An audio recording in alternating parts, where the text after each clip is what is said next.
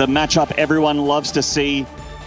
And in the top right here, our first player in this grand final with back-to-back finals appearances for Intel Extreme Masters Katowice. He is Zest. Already sending a probe out very early on the map. And his opponent down here in the bottom left, no doubt used to being pylon blocked in this matchup though. In the red, representing Clash Gaming, he has got an energy unlike any other pro gamer. There's a lot of people cheering for him. It is Reynor.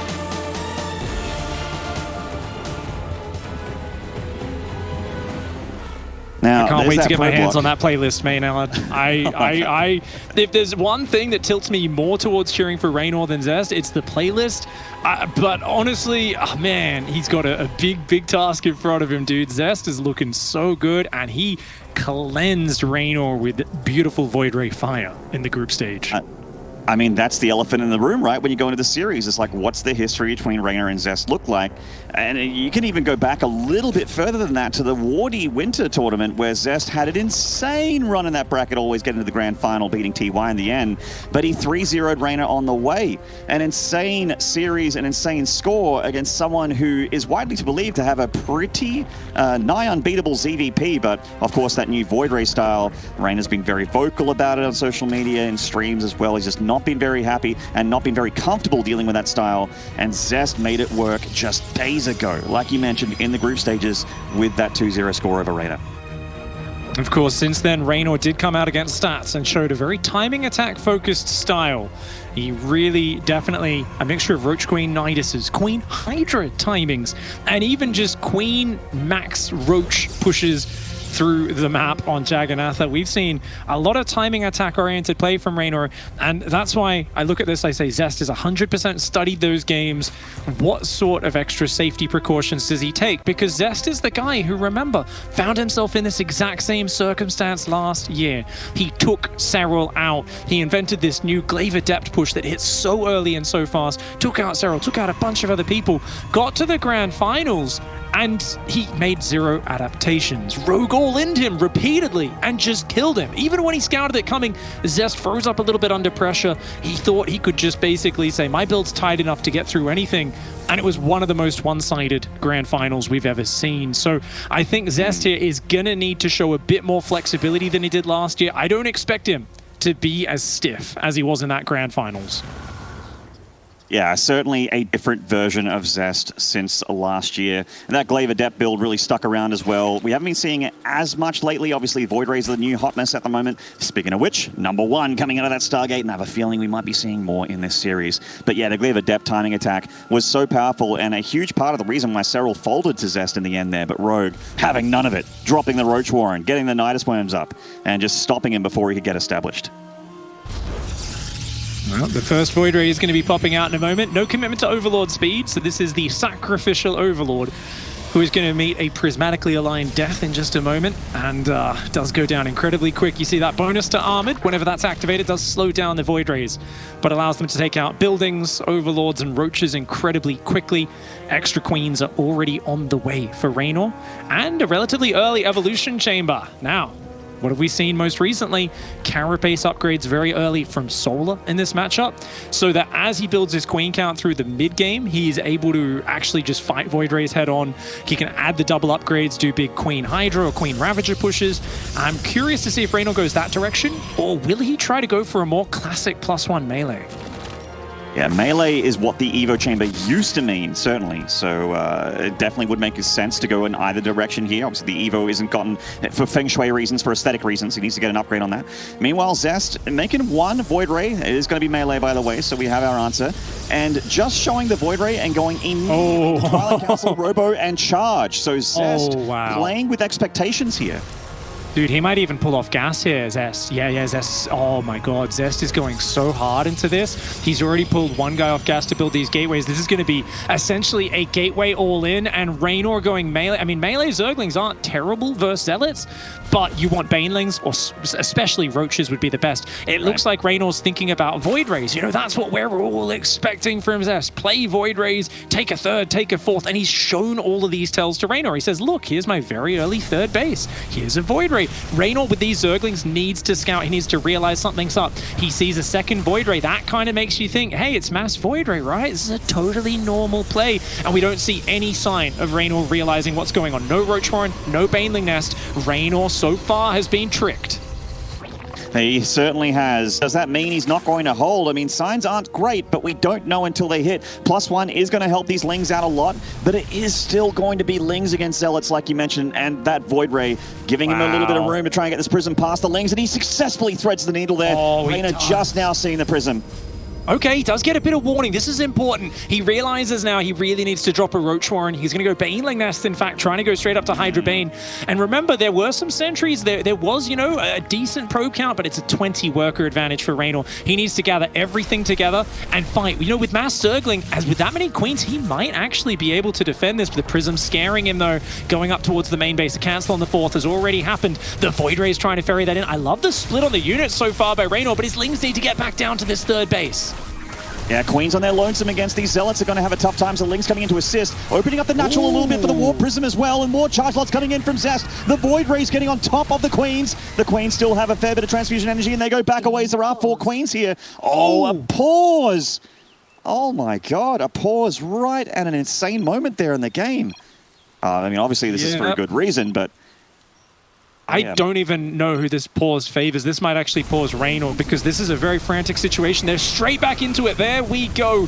And those Void Rays taking a lot of damage. The Spore does do a lot of damage, but that Warpin's going to finish. And that is a ton of Zealots. Remember that Reynor can lose a lot of drones and still be okay as long as he hangs on. Those Queens behind the mineral line do get surrounded by those Zealots. The Warp Prism survives, Maynard. The Zerglings have gone down. The Queen count is falling. And Zest with a surprise charge it all in. If he gets one more Warpin, that seals the deal. And he will get it, and he will seal that deal. Zest getting game 1 there in just sub 7 minutes. What a fast and furious way to start off this grand finale. Yeah, setting the momentum, the tempo right there. He's seen that Reynor has gone into some of these previous series, both actually of the previous series, trying to sort of preemptively counter what he thinks his opponent's going to do.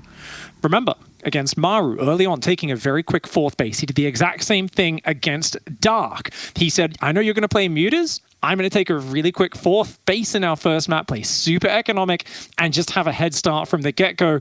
I think Zest looked at those games and very intelligently said, there is no way I'm letting you start this series off with a lead. I am expecting you to be greedy. I'm going to trick you, get in there with a fast all-in, and take an easy map 1.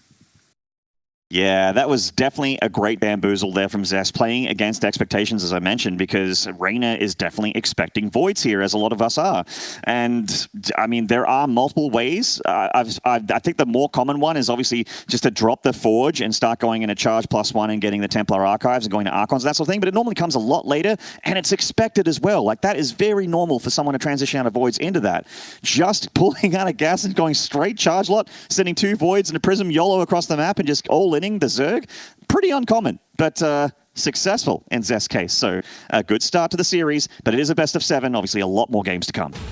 Well, I love this misdirection, dude. It's just so many pieces to sell the story there, to really give out those false positives. And you know what? No overlord speed, you know, no super big investment into the scouting, and just skipping that little bit of safety. You know, Reynor, if he had a Baneling Nest ready, it gives him such a good head start in dealing with that. It's still kind of tough because the Zealots, you saw the way Zest split up and hit 2 angles. Like, that was really well done. But here we go into map 2. He started off with a quick game 1 win.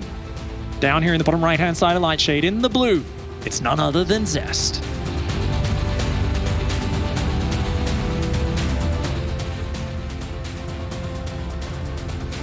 And in the top left here, represented by Clash, the Italian stallion, Mr. Little Caesar himself, this is Reynor.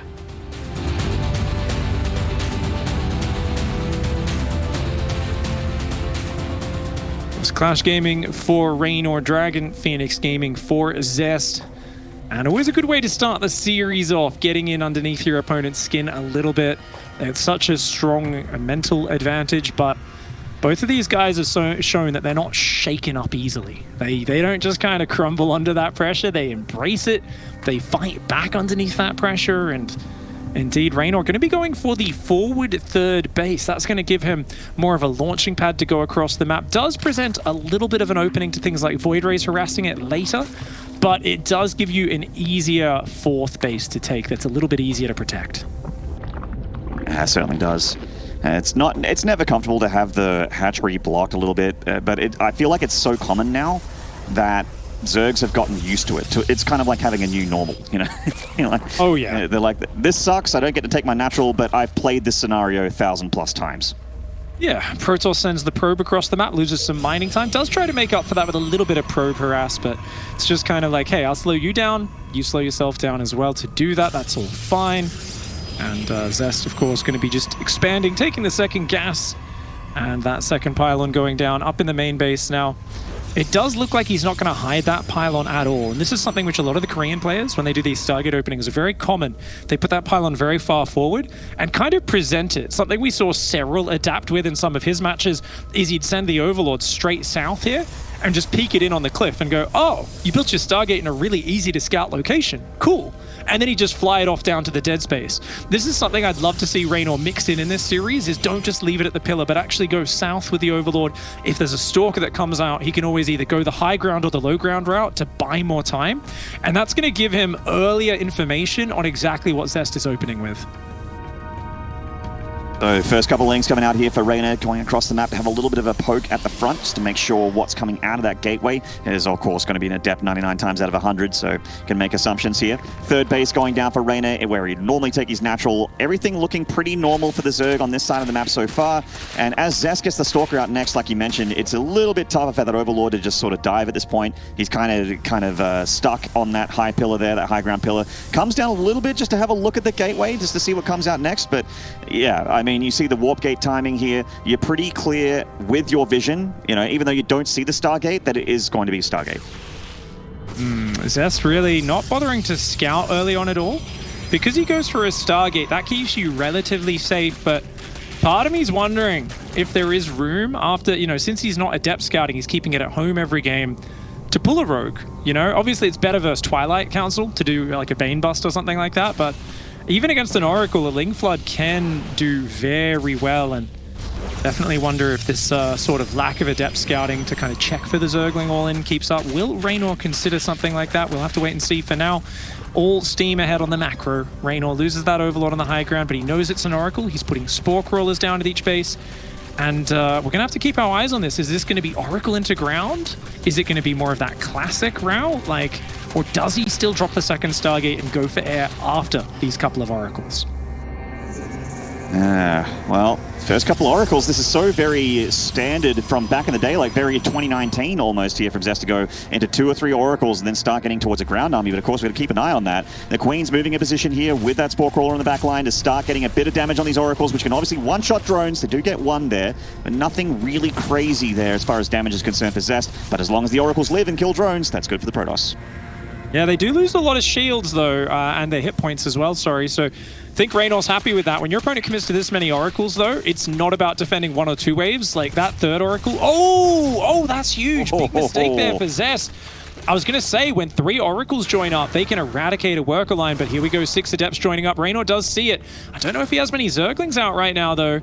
Might have to run his drones away for a little bit. He's building 10 more Lings right now. He's only got 5 Lings on the map. These drones are going to have to get out of there.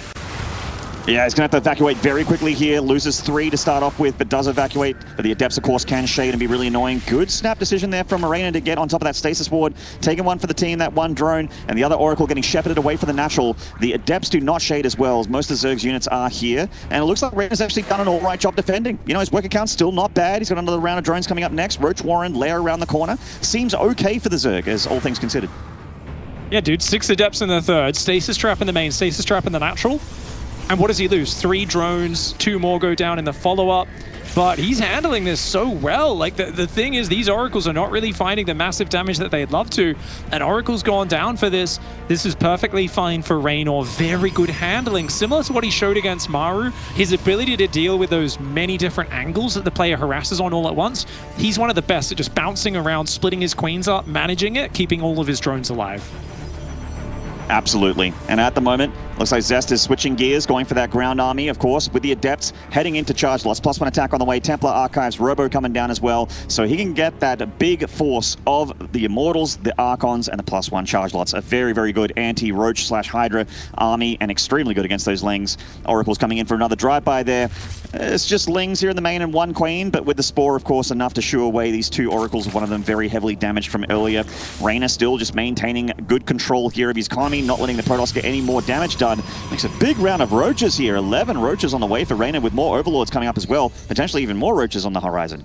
Yeah, and that's all he should be doing right now, because Zest does not have any sign of going for a 4th base or Psystorm. It really looks like Zest wants to do a Charge Lot Immortal Archon push, and he's going to at least clear creep and maybe even commit to try and get a snipe on the 4th base. We'll see, obviously, as he spots lots of Roaches, there's a good chance he backs out of that, but this is just safe play from Reynor, because he's already built up above 3 bases of workers. He's going to have a handful of workers on that 4th. He's just got to make sure that with the Oracle still alive, he puts a Spore Crawler down there. One of the big mistakes Zerg's make in these scenarios is just not having a Spore on the 4th, and sometimes the Oracles will come in to get big damage there later. For now, the pressure's moving out across this map. He's already cleared the creep. A lot of Charge Lot Archon. There is plenty of Roach Ravager to deal with it, though. Zest needs to spot this big ball. Look, he's hiding the Roach Ravager, is Reynor. He only shows a handful of Roaches. He wants Zest to commit. He's hiding most of it back in his natural. He's like, Zest, oh no, I'm surprised. And Zest, I think he might be biting the bait. He's moving on forward. Reynor being very sneaky. That tagged Overlord kind of spoiling the plan here for Reynor. Don't attack me, big scary Mr. Protoss man. Unfortunately, the Overlord shows off for Zest that there is, in fact, an army waiting in the winds there of that creep. The Lings, I like that little idea from Reynor to try and go for a backstab with the Lings. Of course, just hoping against hope that there might be something there to pick off. Poking the natural again. As it stands, Reynor really just spreading that creep and trying to secure a lot more of the map here, getting a lot more vision, a lot more map control as his Infestation Pit just around the corner, about 80% of the way done, heading towards Tier 3, or potentially something even more sinister. We'll keep an eye on that. Archon's clearing up that Overseer. Zest still threatening the edge of the creep here and forcing more units out of Reynor. The supply's looking really good for Reynor right now, though. He's not starting any more upgrades, but he's maxed on Roach Ravager, and I think he needs to go fight. The thing is, you can see Zest has got an army in the north, an army in the south. He's splitting up this Zealot Archon, and he's just running around clearing creep, keeping up the mobility war. Reynor's going to have to split his army up to deal with it, and he needs to do it soon, because these Roaches aren't the best units in the later game. If he lets Zest max out, Zest's army will be a little better than his, even though it's very Zealot heavy. Reynor needs to fight sooner rather than later. If he can start whittling down this Archon count, then he'll be in a really good position. Yeah, there's no complexity to Reynor's army. It's very supply inefficient in these 2 supply Roaches, 3 supply Ravagers. But, of course, heading towards Hive and Hydra Den, then you can start getting some Lurkers, and all of a sudden the shoe's on the other foot and the Zerg army becomes extremely powerful. So Zest throwing in a few more Stalkers here. Very, very good against the Roach Ravagers, the 2 bonus to Armored. Speaking of armor, we do have +1 armor on the way here for Zest. +2 attack, lagging behind a little bit there for Reynor, but it is on the way. And really no huge commitment, but looks like Zest. Oh, there we go. All right. Oh, he's going for it. He's going for it. This is a giant army out of Zest. He's got so many Archons and Zealots. I mean, there's a lot of Roaches and Ravagers out for Reynor, but he is a little outnumbered right now. He's got money in the bank. He can remax quickly. He's taking a good fight. I love the fact that he just abandoned his 4th base with his drones. He's saying, let's deal with this army down here. If I can clear this up, then I can go and deal with the other army afterwards. So far, this fight's looking really good for Reynor. These Oracles being a little bit annoying here, grabbing those Ravagers, targeting them down. A bunch of Roaches hatching from that hatchery at the 4th base do pop out and do survive long enough to shoo away a couple of these Archons and these Adepts and Zealots there. Sentries being very annoying. The Stalkers coming in with those Zealots on the front line as well. The Zealots tanking, doing a great job keeping the Stalkers alive. Reynor taking out a bit more of Zest's army here, taking a huge supply lead. Zest's attack, it does damage, but I don't think it does enough. Yeah, I mean, it was a cute idea, this maxed out Zealot Stalker all-in with 1-1 and a few Archons, but at the end of the day, it was a Zealot Stalker all-in at the 10-minute mark. You know, that's those are the 2 starting units of Protoss. You can add Blink Charge and 1-1 upgrades, but Roach Ravager is such a good defensive composition, and it was just so well handled. Reynor was not getting greedy, rushing up to Lurkers and Vipers and over-droning. He absolutely respected this. He just sat back patiently. He waited for Zest to overcommit into it. This was really great defense by Reynor, realizing there was no need for him to go up to Lurkers. He just needed enough Roaches to hang on. And GG, Reynor has broken the loss streak here against Zest. That was actually, you know, with game 1, Zest was on a 6-map win streak against Reynor until just that game on Lightshade. So finally, a little bit of momentum heading his way, and we've got ourselves not a 4-0 finals, which is an improvement on 2020, Pig, as I'm sure you'll agree. Indeed, mate. We keep smack talking that finals, but honestly, this whole tournament has been on another level. Like, this tournament is honestly, I think in terms of just the number of close matches, reversals, the number of big names we've had, like, there hasn't just been one guy who's like good in one matchup only and not that good in the others, who comes and just takes out a few of the more well-rounded players. Like, sometimes that happens in StarCraft. This tournament, it feels like we've got super well-rounded players that have had to prove themselves in every single matchup, going through the crucible that is, you know, it's a round of 36, it's a round of 24, a round of 12, a round of 8. And I mean, man, it's these guys who've made it here, and for good reason. They are not going to go down without a fight. I mean, the series is for this tournament as well. I mean, god damn, the BPD level, the bangers per day of series that we were having. I cannot believe how many, like, close game 5s we've had as well, where the series kind of has its best game right at the end. It's really what, like, esports dreams are made of. It's what you want. You want the final game, you want an ace match, and you want that final game to be really back and forth and really close and hard to call. I mean, I'm hoping for it again in this final, and it's already great to have that 1-1 score, but again, a best of 7. We got a lot of games ahead of us. Oh, yes. Oh, yes. Oh, yes. Oh, yes. And both of these guys have had insane brackets to get here. Whichever one wins builds a very strong legacy for themselves. Obviously, holding this trophy and becoming the world champion is massive in of itself. But when you look at the opponents that they've got through, the brackets, the group stages, the reversals they've had to do, it's like, my God, they are going to build such a big legacy for themselves. Whoever goes away victorious from this finals, everybody's going to remember this day. Yeah, absolutely. History has already been made. It's just how far do we go? How much do we upset the history of this tournament? In the top left here, hoping to win it for South Korea and keep things stable. Is this going to happen again for this fine gentleman? It is DPG's Zest.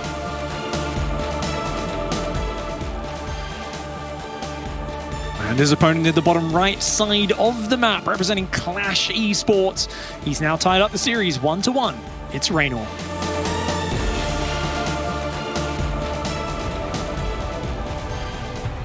Really impressed by the staying on Roach Ravager there. I see Dark do this a lot against these really high-level Korean players. And sometimes you look at it and you're like, why are you just making Roaches and Ravagers, dude? Like, surely you want to make better units than that, but it's when you get a feel for the Protoss who, like, wants to just do one of these mass gateway unit timings, it's the best way to defend. If a Protoss is committing to super low tier units, mass Zealots and Archons, Roaches are perfectly fine versus that. It's if they're building Immortals, Psystorm, Disruptors. Those are the things where it's like, okay, mass Roach is really bad. So there has to be this inherent flexible nature for Zerg players in this matchup. It's why we saw Reynor got the misread game 1 and did completely the wrong thing. Droned up way too hard, was only building Zerglings, got surprised by the Charge Zealots, but he had the read in that previous game, and that completely changed the outcome. So I really am just going to be keeping an eye on the scouting of both players and where they can make those reads on each other, because it's such a huge influence on how this plays out. Often it's scouting 3 or 4 minutes earlier that decides a Zerg versus Protoss match. And it looks like that probe across the map here did get that block again, forcing Reynor to take the third base location as his first expansion here. Everything otherwise pretty normal, and I think a lot of people would argue that it's pretty normal actually to take your natural, or not your natural, in your natural. Taking it out of the third base. Your second base in your third in your second, and finally your fourth gets to go where it rightly belongs. It all makes sense when you put it that way. Anybody who's not an expert or a long-time StarCraft viewer is like, what are they talking about? Don't worry about it. The base got blocked. He had to take it somewhere else. It's a slight inconvenience. Things will stabilize here as Zest goes for the Stargate. And I think it's once again in that forward position. Like I mentioned, it's so easy to scout this Stargate. Like, your Overlord literally needs to move to the left like a few inches and you spot it. I think it's definitely, you know, something which I would love to see Reynor change his Overlord pattern in one of these games just to get that confirmation. But so far, 3 out of 3 for Stargate first. Does he even really need to guess? I think it's more the follow-up that's more important to the initial tech. Overlord speed going down here for Reynor, looking to dot his I's and cross his T's and also dot his lowercase j's here, making sure just in case that Zest is going to be too tricky on him here. Good thing about the speed Overlord is that it can sort of outmaneuver some of the ground army of the Protoss, but the Void Ray does still chase it down and does kind of take it down pretty quickly, even with Overlord speed. Indeed, indeed. You don't want to get those Overlords caught out there. I mean, you can try to sneak them in a bit later in the game, right? It's more for like, okay, 5-minute mark, 6-minute mark, I want Overlords going down both extreme edges of the map, and hopefully one of them makes it through.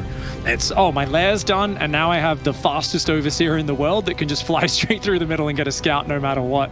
But for now, you know, it's going to be very careful. You can see the Overlords moving out to the edges, and the Void Ray looks like it's just sitting at the 3rd for now. It's hunting around a little bit.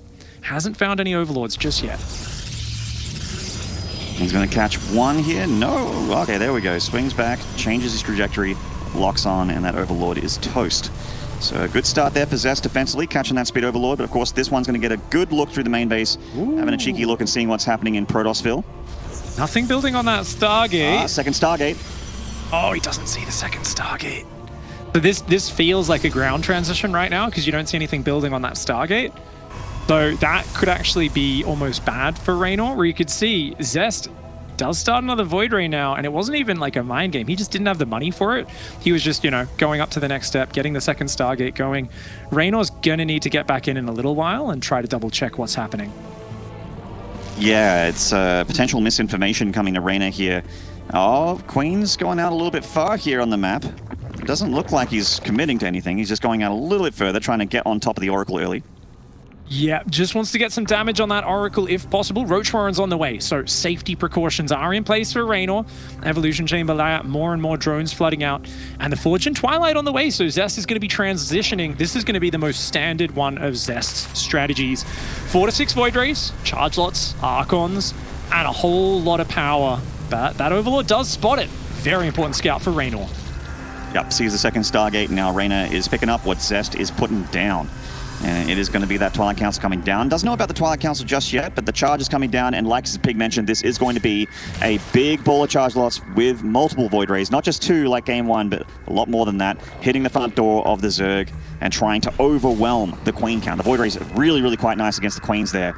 And obviously if there's Roaches as well, pretty fantastic in that regard. Oh, this is a commitment. He is walking. I'm not sure. Right. I think he's just trying to intercept. I honestly think he's trying to scare.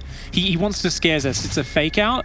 But I don't know if Zest is going to bite the bait there. You can tell because Zest kind of sees the Queens turn around and he doesn't see any Roaches coming out with the Revelation. So Reynor's really trying to put out the image of like, yeah, I'm coming for you with Queens, build lots of shield batteries and cannons. And Zest, I've talked about this before, it's what led to him losing last year. He can see signs of an all-in and just ignore them sometimes. Like Zest is so confident in his standard way of playing in this matchup that you kind of need to force him to react sometimes. Like just being like, oh, I'm maybe being aggressive. He's not going to care. And it kind of looks like Reynor, while he loses some drones here in the natural with that single Oracle, by the way, a really good Oracle from Zest. It looks like he's kind of heading towards Hellmuffins, which may have been scouted here by Zest as he sees the Infestation Pit go down. Indeed. Swarm hosts can be really effective, but there's no Nidus Worm or anything like that just yet. Hive goes down. Ah, okay. Well, you know what? Vipers, Lurkers, good units, right? Queens and Roaches keep you alive, and then you add Vipers to abduct, to potentially Blinding Cloud, to Parasitic Bomb if they keep going for air. And it's all about those Lurkers more than anything, right? As long as you've got your Lurker Den getting the range upgrade, there is some really nice options. And we saw Reynor even do a Lurker range push on stats. Third base, hit just with the first 7 or 8 Lurkers, a big pack of Queens, some Roaches, some Hydras. And the cool thing about that push is basically the Protoss is really reliant on Psystorm, and Lurkers have 200 hit points. Psystorm only does 80 damage, so they can use all the energy they want, but you're just transfusing those Lurkers up. Your Lurkers will not go down to Psystorm. And it would be very silly to go Swarm Host against a guy that has question mark Void Rays. There could be a lot more than you expect. And the Swarm Host, not too great at anti-air. We do have Storm on the way here for Zest. Lurker Den going down as kind of expected here for Reynor. So starting to amass those Hydras so we can get those big scary Lurkers up. Some good timings available for Reynor. A little bit. Just a tad, but Yeah, I feel like he's going to be maxed out before lurker range. He could go before lurker range, but because this base is such a defensible position, like the gateway wall off at the third will buy time. He's already got gateway wall offs in the middle. Down here at the fourth base as it goes up, it may extend to a longer game. Now, I don't really know. I don't know how that goes. Zest is pretty good in a longer game, but so is Reynor. He's capable of playing those stages if he has to. He's very good with his spellcasters. It just feels to me like Reynor, if he was a little bit, maybe 20 seconds quicker on that Hydra Den, that Lurker Den finishing, he'd have a much tighter timing attack option. And as it is, I don't think he can hit till Zest is getting very close to maxed out. I'm with you. So I think it's highly likely that we're going to be seeing a good maxed out carrier ball here from Zest, as he drops plenty of cannons there at his extra bases with that mineral bank to be able to just lock down static defense all over the shop, and even leaving some high Templar and tactical places here and there to drop storms and potential run-bys, soften up balls of units. 10 lurkers being made here from Reynor. It's a lot of lurkers, and you definitely just don't want them to just chill at home. So he's going to try and make something happen with these lurkers when they morph. That's right. Seismic Spines, that's the range upgrade is on the way. It's still a very scary moment in the game for Zest. Zest has gone up to Fleet Beacon, but he's not using it. He starts 2 more Robos, but I don't think he has a Robo Bay. I mean, is he just going to try to mass Immortal to deal with this? They can kind of do a decent job. It looks like he's setting up for a surround. I think he knows this push is coming. Zest is going to try and flank this. Oh, these High Templar! High Templar exposed there a little bit. They do make it to the safety of their bigger cousins. And that really feels like an inadequate army here for Zest to handle this many lurkers. And so many lurkers here from Reynor. That ground army just isn't strong enough. Oh, the transfuse is so good, man. This High Templar are taking a lot of damage. As I said, the Psystorm doesn't really clear the lurkers, but Zest has got Zealots on the left. He's got an army on the right. He is setting up for the surround, but the Hydra's pushing forward, taking out these Zealots in the middle. Zest is trying to hang on and buy time. He doesn't have a shield battery up there, and that is a problem for him as those lurkers are doing great damage. And the lurkers can handle some bad weather, so those storms only soften them up. They do not kill. It takes a few storms there to make sure that they die. They do, however, take a fair bit of damage on those Hydras. More of those Hydras being turned into lurkers here on the front line as the Queens come forward for transfusions to help out their babies.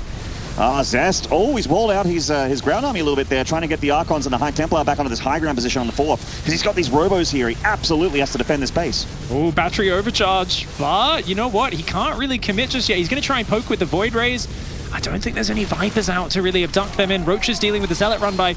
Zest is poking in and out on the front. Oh. Big Psystorms landing on that army. Big Psystorm, still a few Hydras of the Queens here as well. Obviously, they have a fair bit of anti-air. Not too many interceptors available on this carrier. The Immortals still being made 2x2 here. A big warp into charge loss there at the fourth base. Reynor with +2 attack. Mass Hydra Queen Lurker, though. So much damage output, so much DPS in the Zerg army.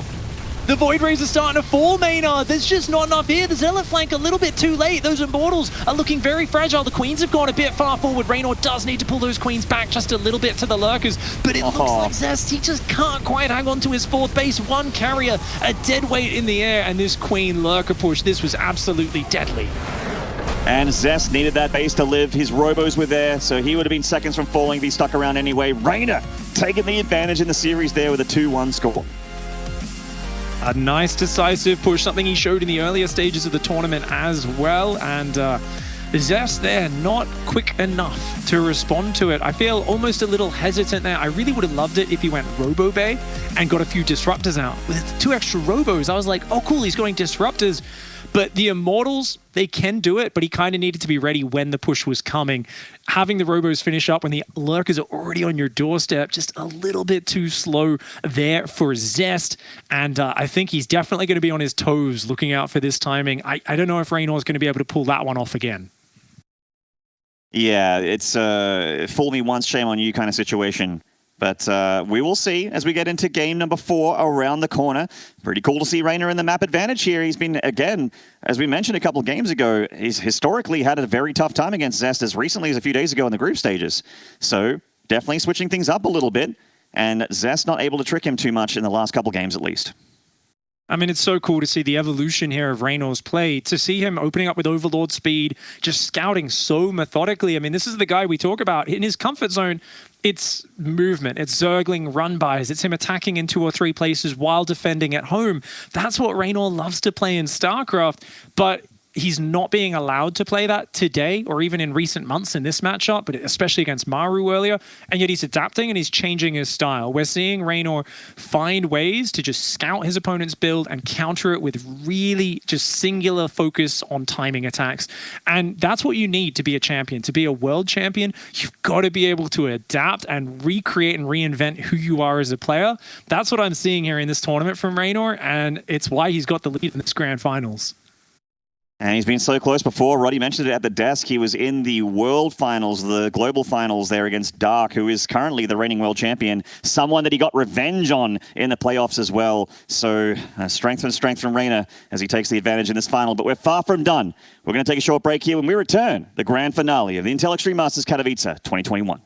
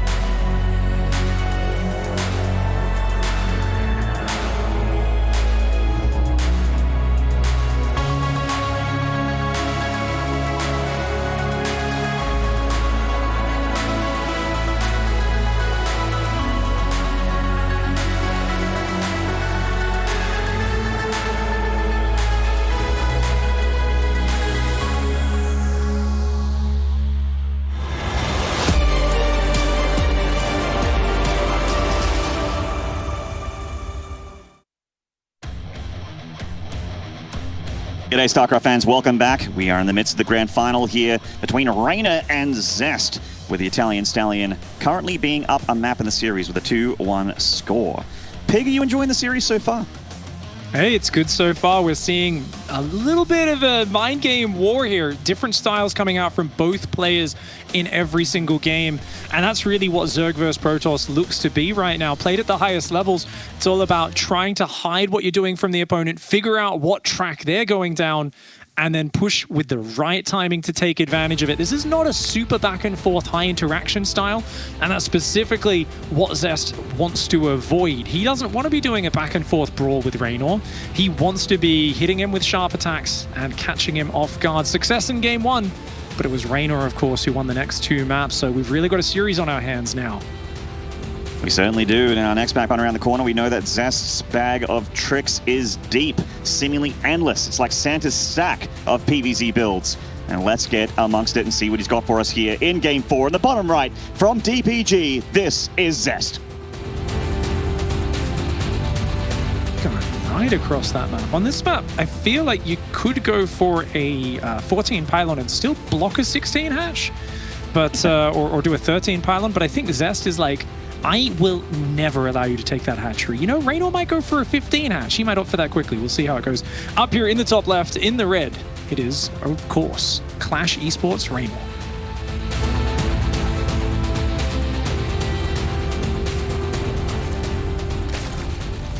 He was all smiles and rap and bopping around in his chair, but the last series against Maru, halfway through, changed to business mode.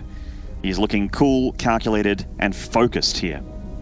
Ooh, he hid the drone there, so he's gone pool first, and now hiding the drone. Ooh, he sees the probe coming back, he's going to hide it again. Zest still hasn't seen that drone. So Zest is looking for the hatchery right now. And very well done. Reynor is just going to hide that here. On the natural, allows him to get the expansion on location. So you could argue this is actually even better than just taking a hatchery first on the third, because you get your queen out earlier, you can get some zerglings, and you can sometimes get a bit of an over response from the Protoss if they're a little worried about that spawning pool timing. And with the map being the map that it is, spawning pools first here do need to be respected. In fact, Zest getting the Cyber Core before the Nexus there, which you don't often do in PvZ, but just as a safety precaution. And also potentially aggression as well. You can use that to your advantage of getting the Adept a little bit quicker. But he is putting out a Zealot. He's afraid of those first few lings as he sees them come out here from the pool first build. With good reason, and this all delays his second pylon then, and of course his second gas. Still has not started, just starts now. The Zealot will be out. He should defend just fine. This is just a great way to be annoying as Reynor. I expect him to pull those Zerglings home and not actually commit, because he knows that Adept is building. His Overlord sees this. It's a matter of time. Oh, he might try to run in. And Zest didn't have quite enough minerals there for that extra gateway as the lings came arriving. A few of them are nibbling on that pylon here, and a couple of them break off into the main base just to be annoying. Oh, this was really well done. He gets 4 Zerglings out, and he wastes so much mining time. He forces the Zealot out, the core before the Nexus. It's such a big response that he's got, and really not that big of a commitment from Reynor. So is this a game-ending advantage? Oh, by no means. Not at all. But it's just good little things starting to go Reynor's way. He now goes for the Zergling speed behind it. He can move a drone out to take his third base whenever he feels like it. And Zest's opening has been quite disrupted. His Twilight Council only going down at about 2 minutes 50. It's about 20-25 seconds later than he'd normally be wanting to go for that. And it's going to be scouted too. So the Overlord's going to have a look and see that for the first time in the series, Zest is going to actually be opening Twilight Council instead of Stargate here. So something a little bit more old school from the Protoss, but of course can turn to a lot of things. I know that the Adept Printer build is very popular on this map. He said Zest had a big bag of tricks, Maynard. Well, he's going to go back to it. And yeah, I really do expect the Adept Printer could be DTs as well. But honestly, just the fact that he's putting Reynor through his paces, I mean, this is so hard to play against. You want to play against something that you expect every game. You want to be able to kind of preempt it, counter it. Reynor's not having that, you know? He's constantly having to check what's going on and go, okay, a completely different game. Every single time, he's got to do different reactions, different strategies as, ooh, Zest does go for the Dark Shrine here. All right, the old DT Archon drop. 2016 asked for its PvZ back. All right. You know, Zest was the guy that was reluctant to let this build go when every Protoss was starting to switch out of this into Stargate builds. I remember Zest is the only one that still was like, no, my Archons, my Prisms, I love this. Don't take this away from me. Hey, dude, it's free damage. Their shields just regenerate. I remember complaints about a lot of Zerg players back when they were first figuring out how to deal with this. Everyone was struggling with it. They just, the micro ability of the Prism plus the DTs and then the Archons, it can be really powerful. And because this is so rare these days, it's such a like 1 in 9, 1 in 10 games, if even that, a lot of players are caught without having any real detection. Now you see Reynor starting a Spore, but with the response to Glaive Adepts, you don't make a lair for a long time, which means you're relying on that Spore and potentially a few extra spores. Now, he hasn't seen any Adepts move out yet. Reynor very intelligently making a Spore Crawler in each base. Keep in mind, though, he's still got to have units present to actually protect those spores, because Dark Templar can kill them very quickly. You are not wrong. As the Prism comes out, it starts to warp in the Invisible Man, which Reynor now knows is the case here. A couple of Adepts as well, so he has to keep an eye on those drone lines as he tries to deal with the DTs. And these DTs, 40Ts on their own, can actually do quite a bit of damage here. Zest respecting the Roach count, though, as the rest of them come in for the natural to reinforce. And Reynor doesn't have too many Overlords on the map, so there's not many pickings for these DTs. Once they morph into Archons, they're going to have to try to go in for the worker lines. So far, good defense by Reynor, who powers up a whole bunch of drones, starts another Queen. His Ling's also going to find the third base. Oh, Reynor is all over this opening so far. And he's going, why not get the third and 2 Adepts? Yes, please. The Feed Reynor Foundation gets a donation there from Zest. Good micro on the Lings as well against the Zealot. Nearly gets it, but not quite. Dude, nice pullbacks from Reynor so far. Roaches and Queen in the main. Zest has got to find something. Zest here, he wants to find something. 2 Queens, 2 Roaches there. Manages to get a drone. A nice pick off to start here for Zest. Focusing on that Roach, but the transfuse, the pullback, the micro from Reynor denying almost all damage. The Queen pulls back as well. Is he? Give him something, Reynor. What the hell, man? How good is this kid's micro? This kid is leveling up right before our eyes here in the middle of a series, it seems like. He is microing like champion. A lot of people out there are under the impression that Zergs cannot micro, and Reynor showing them that they are silly. Yeah, well, maybe not most Zergs on the, but this one's a special breed. This guy is not just a Zerg. This is goddamned Reynor, mate. And look at this position. It looks like he's shut the aggression down. You're not expecting someone to shut down this much aggression and then be up almost 20 workers. Like, Reynor, dude, his early game is so tight. He just absolutely shut this down. Only losing 1 drone and a couple of Zerglings. This is insane. Well, Zest is bringing the rest of his units up forward here. A big army supply lead for Reynor, though. He's got a lot of Roaches coming out here, and I feel like this attack from Zest it's going to get creep, but I don't know if it's going to get anything more than that. There are 3 Immortals in the back. Don't be doubting those Immortals. 2 Archons, a Warp Prism to micro. Zest has made magic happen with less. Roach speed kicks in, but no Ravagers to break those force fields. Great force fields to start things off. The 3rd Immortal is not here. It's still walking across the map, but these Immortals are putting the hurt on these Roaches and Queens. That Warp Prism getting more Zealot Warpins. Zest microing his heart out. He certainly is trying to juggle his heart out here. Reynor, though, not too far away from his reinforcements. Lots more Zerg units coming out, and he's pouncing on top of these Immortals. Not enough room in the prison for everybody, so he has to go for the juggle, and that Archon's one-shot as well. And Reynor pushes Zest back. Well, he might be going for the juggle, but Reynor is going for the jugular, Maynard. He is going for the throat, and he is going to rip it out. There is just not enough units to hang on. The Roach speed gives him the mobility. Reynor is up a full base extra of workers. Zest 3rd is barely mining. He's sending 2 Overseers around the bottom to start contaminating the Robo as well. Reynor, in the midst of holding that, is thinking about contaminating the enemy's Robo. He is 2 steps ahead. Pig, whatever you're being paid, you need a raise. You're not getting paid enough. See those Overseers starting to fly on in here for those contaminates like you mentioned, or even just drop changelings, keep an eye on what's happening in the Protoss' main. As Zest, he's not probing in pure Zest fashion. He's just going to start throwing units at the problem here and seeing if he can just kill the Zerg, but the answer is not really, because Reynor just keeps shooting up further and further in supply. I mean, Reynor might think that he has some breathing room here and get caught with his army out of position, but now he knows where Zest is, gets a cancel on that hatchery, and brings everything back to the front line. Yeah, right now Zest is playing let's threaten, and let's hopefully catch you walking down a ramp, split your army in half, and that's where I can get a really good fight. But as the Roach and Ravager count grows, that becomes dicey. And Reynor's Overseers are hanging around. They see nothing's building. There's no forge. The Robo's not constructing, so they're just hanging and waiting. They're like, Zest, can you please transition so we can freeze your buildings? And Zest is just, he's locked on Zealot production right now. He's trying to make this work, desperately seeing what he can do with force fields and micro. I mean, this would be incredible. If Zest can win with this army against a maxed out Reynor, it will be a comeback that we speak about for eons, Maynard. Yeah, I've seen Zest beat a 60 army supply deficit at home with shield batteries and a prism and at-home warp-ins, but across the map, I don't know, man. That seems like a tall order here. Reynor sending some Roaches into the problem here to try and get we'll get the army pulled back and also get some probe damage done, but what he does here is open up the map to just rush down that natural and take the high ground away from the Protoss.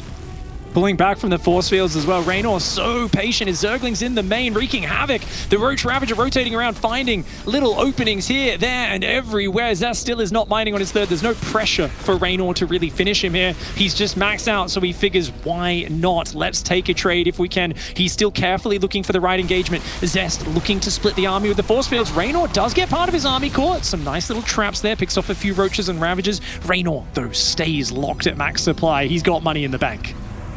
And he's respecting Zest as well. He's like, all right, I'm not going to miss a beat. I'm still going to get my hive. I've still got my upgrades on the way. I'm about to have +2. He's about to have 2 attack upgrades here against the Protoss with no upgrades whatsoever. I don't even think there's a forge here. So the powerful army of Reynor is getting more powerful the longer this game goes. He's maxed out.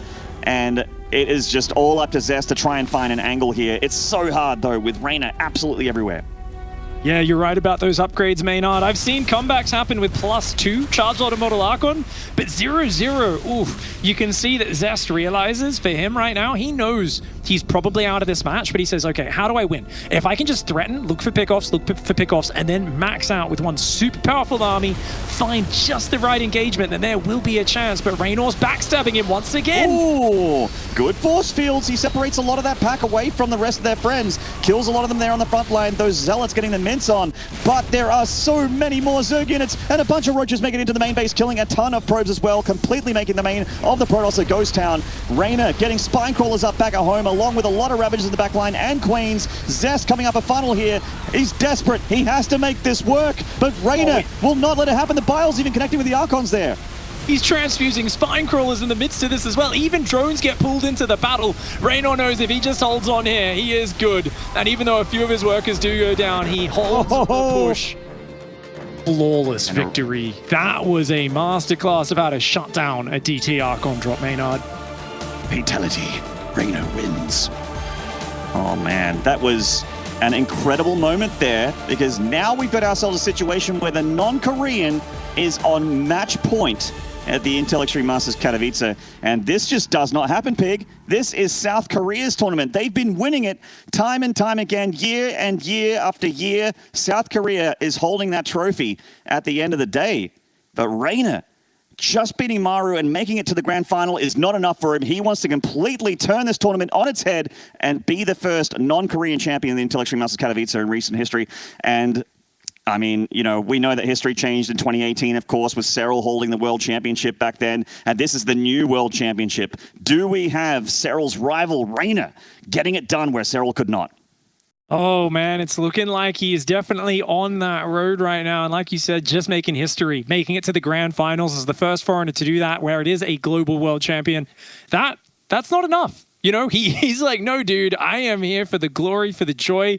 And it's also cool to see, because Reynor has clearly got a lot more serious. He's not rapping as much. He's not singing as much. He's not bouncing and bopping, but he's still playing excellently. Not a single bit of his mojo is disappearing. We still feel that hectic energy in his play, despite him being dead serious right now. Yeah, it is all business here. Reynor, laser focused on that last map. Can he close this out? Or is it going to be like the semis, where the player against the ropes starts to get momentum again? Zest, one more life remaining. Can he come back? Or is it over? Let's go. In the bottom right here, looking to claw his way back in the series in this grand final, it is Dragon Phoenix Gaming's Zest. Fortunately, Dragons and Phoenix not in this game, but there are other flying units that will do. This guy, though, he's managed to take them out with some nice pushes so far in this series. Let's see if he can do it again on Romanticide. In the top left, representing Clash, it's Reynor.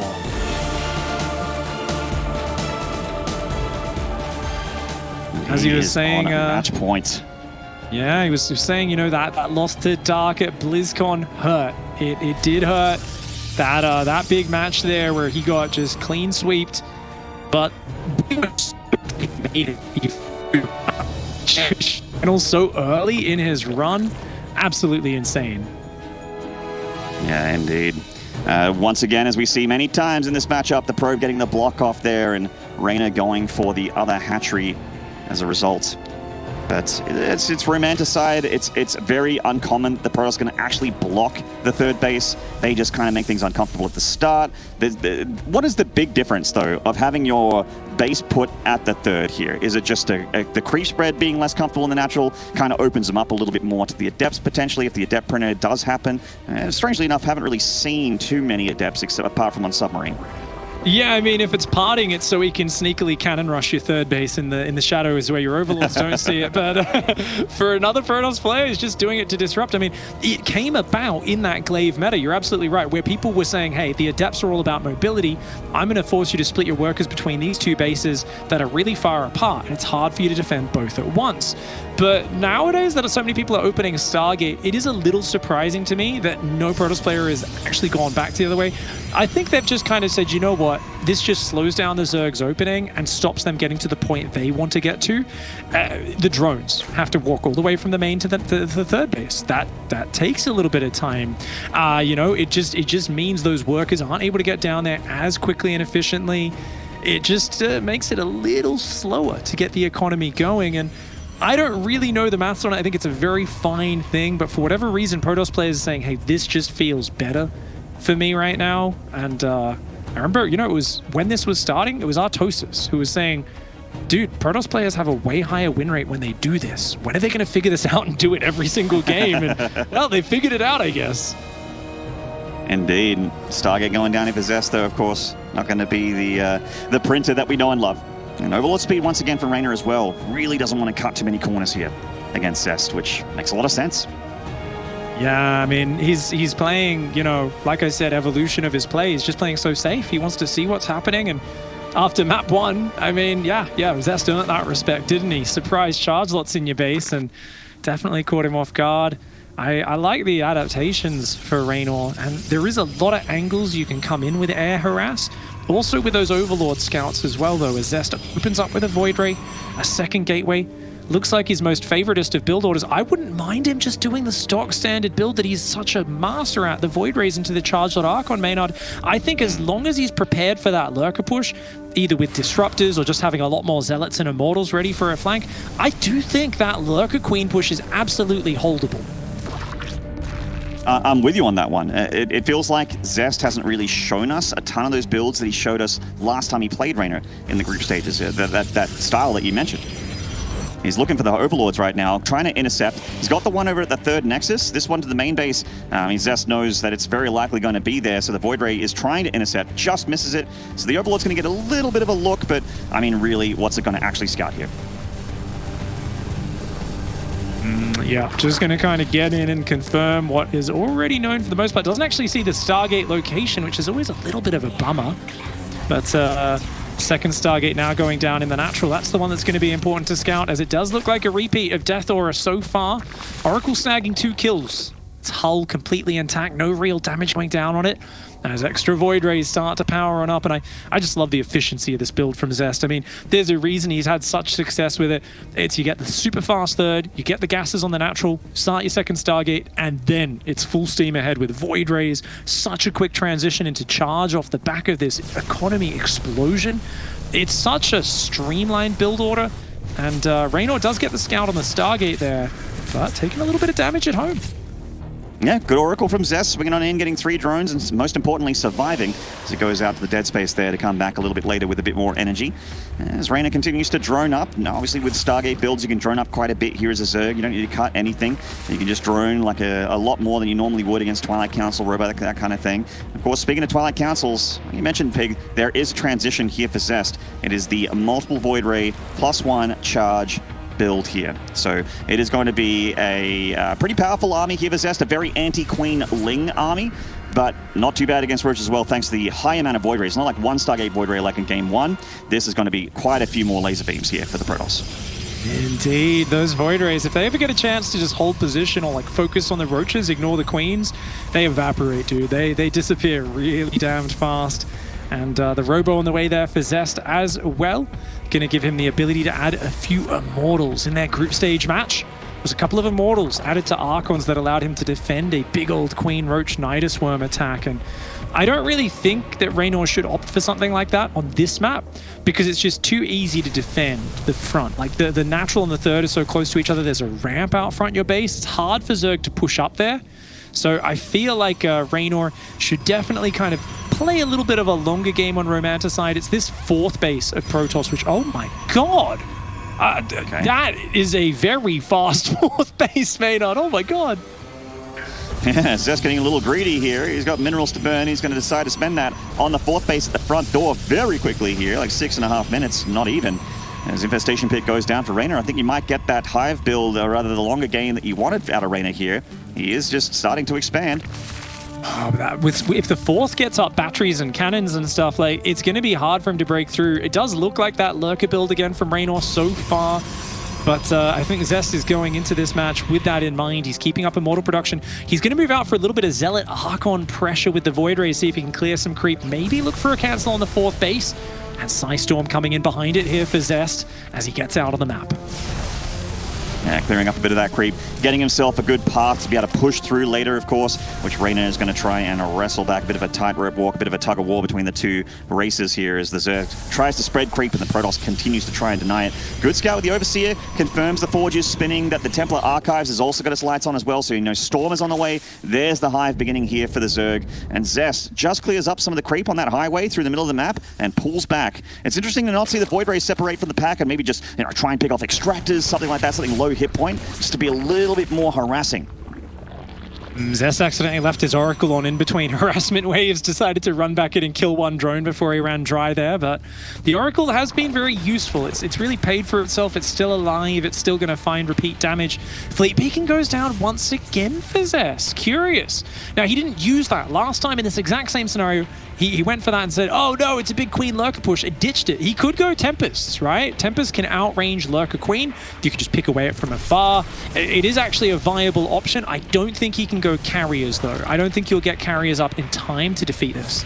It feels like the autopilot, though, is to go Carriers. Oh, wow, the Ling's separating an Immortal from the pack. Hardened Shield may save it. Yeah. That's bait. That's bait. So hard to actually kill an Immortal with Zerglings, man. But, you know, good try. Doesn't really cost Reynor too much. He's going up to the Hive, and 2 carriers are starting up. +1 air weapons as well. So Zest is going to try to just buy time with the mid-game army and get up to carriers. And if he can get enough of them, don't get me wrong, carriers are like so good against this ground-focused Zerg army. It's just a matter of whether or not he can get up to 4 or I think especially 6 carriers is like a real power point. And carriers are not fantastic on their own, but when they have the High Templar and the Archons underneath them with the ground army underneath them, they can be super powerful. Good little usage of Contaminate there to get rid, or not get rid of, but slow down +2 attack there for Zest. Every single little bit matters. Seismic Spine starts up along with 13 Lurkers for Reynor. That's a lot of Lurkers coming out here for the Zerg. Lots of Spine Crawlers going down as well. Reynor knows there's going to be Zealot counterattacks trying to distract him. Little run-bys trying to pull his attention home. But those Lurkers are finished. Seismic Spines, as you said, is halfway done. And I think it's time for Reynor to start pushing across this map. And with +2 attack, he's going to be hitting pretty hard as well with those Seismic Spines. He's got 24 Roaches, 13 Queens, and they are coming for a Walk Pig. The Oracle tag is given away that Reynor is on the move, but Zest stares at this army, and he's got to figure out what to do with it. He's going to drop some storms here on the Lurkers, soften them up a little bit, but the Queens are here to transfuse their babies again.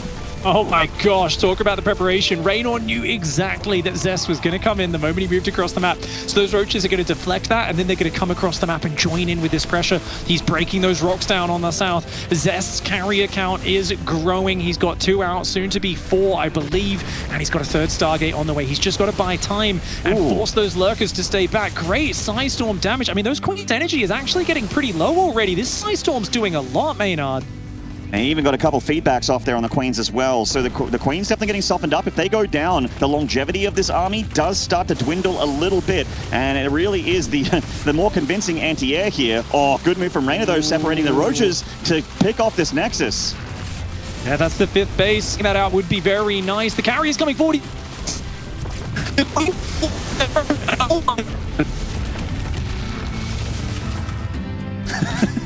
Oh, Pig went full robot there. I'm not sure he's coming through. I'll take it away, though, Pig, while the robots get their oil change here as the Interceptors come on top of this army here. The Zealots starting to make some purchase through those Spine Crawlers. The Lurkers are getting dwindled a little bit, but still more at the back line. The Hydra's also picking off the Interceptors. The Interceptor count of Zest pretty low at the moment, but as long as the carriers live and as long as the Zerg army is pushed back, they will regenerate and they will come back again. The Immortals getting pretty low. Zest pushing back some of this Reynor army. The Zealot harassment actually still finding more of those reinforcements. Zest actually starting to stabilize, starting to hold here. And Pig, are you back? Yes, I believe so. Do I sound okay? Well done. You sound perfect. Fantastic. Sorry about that. You know, sometimes I have a syntax error in my brain. My voice box drivers break down when I'm this excited because that was a sick hold from Zest. I doubted him getting carriers up in time. Shame on me, Maynard. He held off that first wave really well. Another great Psystorm. There's a lot of Hydras, though. The carrier count's good, but that's enough Hydras to kill the Interceptors. He needs to get Psystorms on the... Oh, Pig.exe has stopped responding again. The High Templar really want to storm in the middle of that Hydra pack, but Reynor is not letting him have it. He keeps seeing the High Templar, he keeps moving back. The footsies here from Reynor, the Jukes keeps keeping away from those storms. Meanwhile, picking off Interceptor after Interceptor, there's a decent storm, but again, a lot of Hydra still here for Reynor, continuing to collapse in. Interceptor's coming in from every angle, Carrier's coming in for the natural, Carrier's coming in from the north side, the Archon's also coming to assist as well. No more storms for Zest though. The Void Ray's coming in from the south side. Reynor's army completely surrounded, and Zest is going to take another map in this series and fight back here. He will not go down without more of a fight. No, not at all there. Zest hanging on, and like I said, I don't feel like Reynor proved that that build order is in fact, defunct or anything like that. Zest showed he made some adjustments there. The super fast fourth base was brilliant. He got that established so early, and really excellent understanding of how to stall that push out, get massive value side storms, and those carriers came in big. He made it to that carrier count.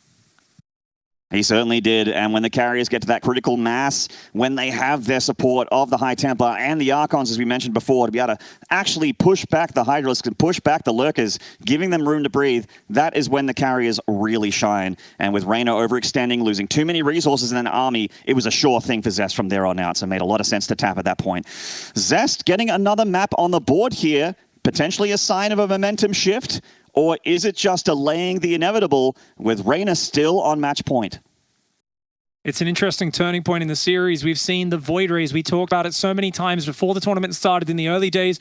We haven't seen that much Void Ray Protoss versus Zerg, have we?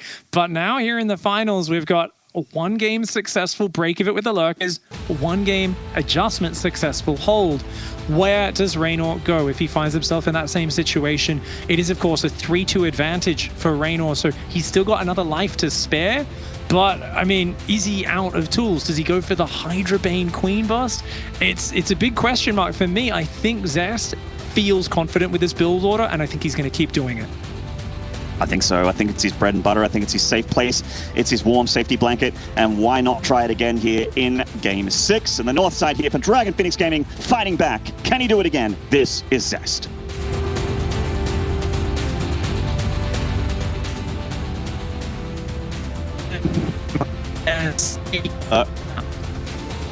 Oh no.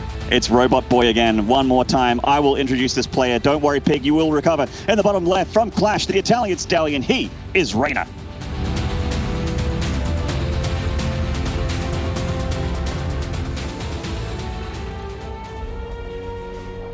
And hopefully my issues over here will sort themselves out. But you know what? It's just something where there is so much excitement. It overloads the technology, Maynard, the electricity, the internet. It just cannot keep up with the pace that these guys play at. I mean, the Italian stallion, the Protoss from Korea who just smashes his way through all the opposition to get here. And damn, we have a series on our hands. We're in Game 6 now. I'm hoping, dude. I'm hoping for that Game 7, but whichever way this goes, these players have shown incredible depth of play, great strategic understanding, and it's just been such a pleasure to watch this series evolve.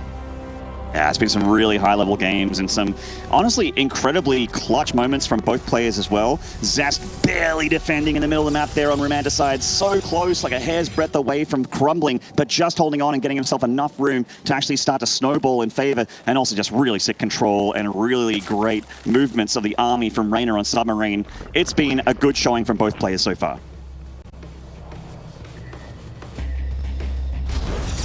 I think I'm dropping out a little bit again, Maynard, but I'll try to stick with you here. You're good. As we do keep going. The probe there just doing the normal harassment, and we'll see where that goes.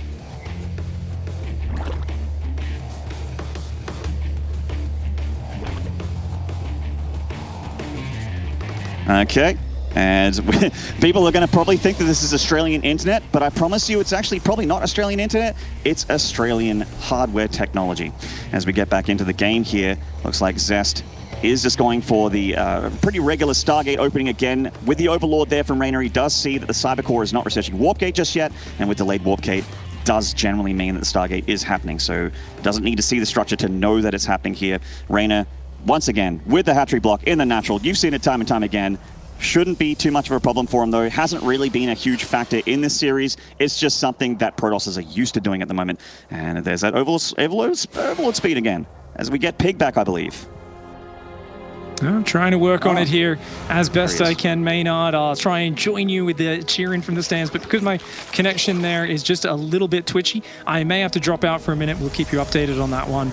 And if I do cut out one more time, I'll disappear for 2 minutes or so, and then I will come back. But apologies to do this to everybody out there, of course. You know, it's been the troubles with the last year, but we're pushing on through it. We're playing what has been a fantastic tournament so well. It's been such an awesome series. And those Void Rays coming on out here. It's going to be Overlord Speed versus Void Rays again. It's a similar pattern.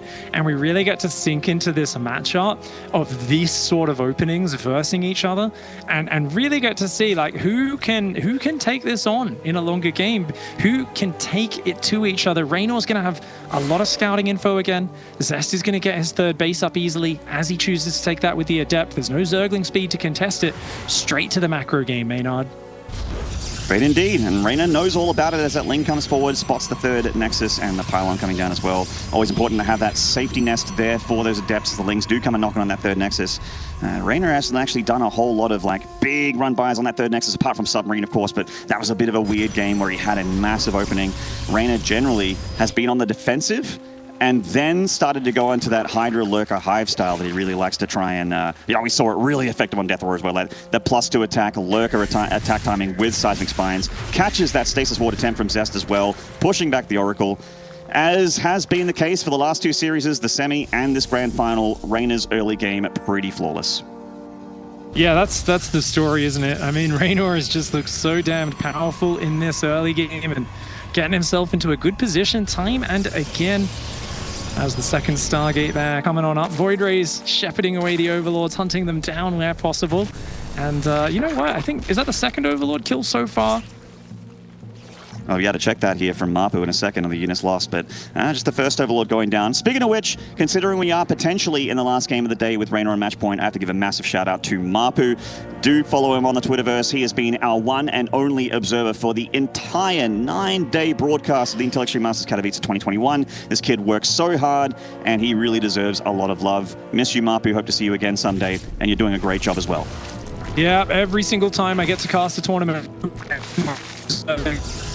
Well, there goes the robot again, and I'm sure that was a beautiful speech. I'm crying. It was beautiful. I felt the energy behind it before Pig.exe stopped responding.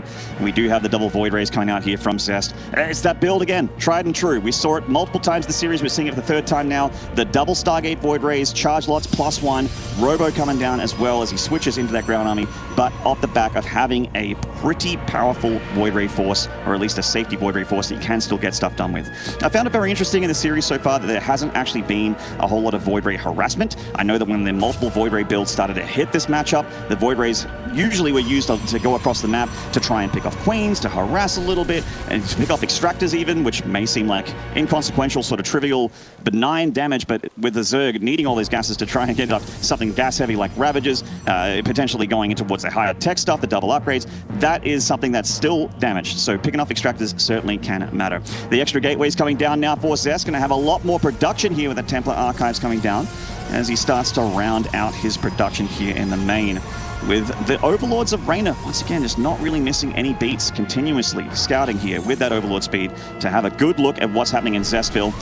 Oracle coming in for a tag there on that third hatchery. Queens shepherd it back, but it doesn't really get picked off there. So there's the Overseer there for Reynor, the edge of the main. And we do have 14 Roaches coming out for Reynor. If you're seeing all these gateways, he can be forgiven for making a giant Roach force and trying to get something done with it.